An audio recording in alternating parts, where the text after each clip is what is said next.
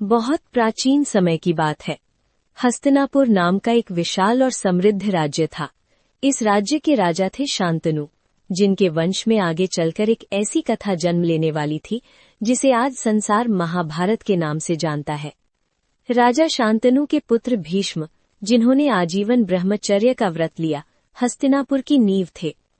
उन्हीं के संरक्षण में आगे चलकर राजा विचित्रवीर्य और फिर उनके वंशज हुए।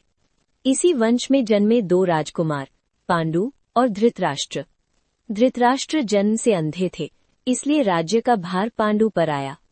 पांडव और कौरव। पांडव के 5 पुत्र हुए, युधिष्ठिर, भीम, अर्जुन, नकुल और सहदेव, जो आगे चलकर पांडव कहलाए। धृतराष्ट्र के 100 पुत्र हुए, जिनमें सबसे बड़ा था दुर्योधन। ये थे कौरव।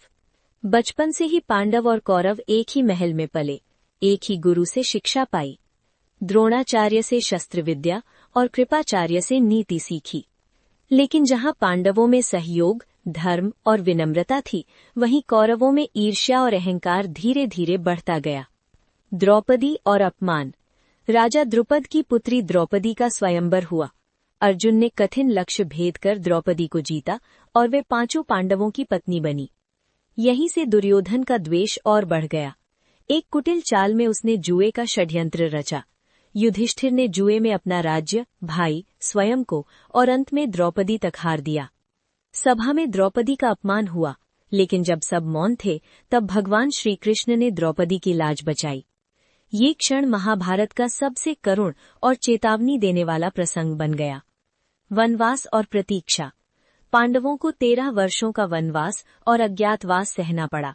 वन में उन्होंने कष्ट झेले, लेकिन धर्म का मार्ग नहीं छोड़ा। अर्जुन ने दिव्य अस्त्र प्राप्त किए, भीम ने शक्ति बढ़ाई, युधिष्ठिर ने धैर्य।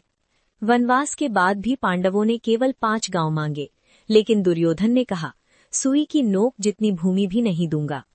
कुरुक्षेत्र का युद्ध। अंततः युद्ध अनिवार्य हो गया। कुरुक्षेत्र की पावन भूमि पर 2 सेनाएं आमने सामने थीं। युद्ध शुरू होने से पहले अर्जुन का मन विचलित हो गया। अपने ही गुरुओं, भाइयों और संबंधियों को सामने देखकर उसके हाथ कांपने लगे। तभी श्री कृष्ण ने गीता का उपदेश दिया। कर्म करो अर्जुन, फल की चिंता मत करो। धर्म की रक्षा के लिए किया गया कर्म ही सच्चा कर्म है। ये उपदेश केवल अर्जुन के लिए नहीं, बल्कि समस्त मानवता के लिए था। धर्म की विजय। 18 दिनों तक भयानक युद्ध चला। भीष्म पितामह शरशैया पर गिरे। द्रोणाचार्य, कर्ण जैसे महान योद्धा वीर गति को प्राप्त हुए।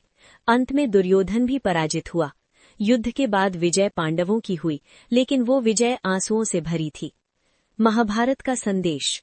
महाभारत हमें सिखाती है, धर्म का मार्ग कठिन होता है, पर वही अंततः विजय दिलाता है। अहंकार और अन्याय का अंत निश्चित है। कर्म सबसे बड़ा धर्म है, और श्री कृष्ण का ज्ञान आज भी उतना ही प्रासंगिक है। महाभारत केवल एक युद्ध की कथा नहीं, ये मानव जीवन का दर्पण है। बहुत प्राचीन समय की बात है। हस्तिनापुर नाम का एक विशाल और समृद्ध राज्य था।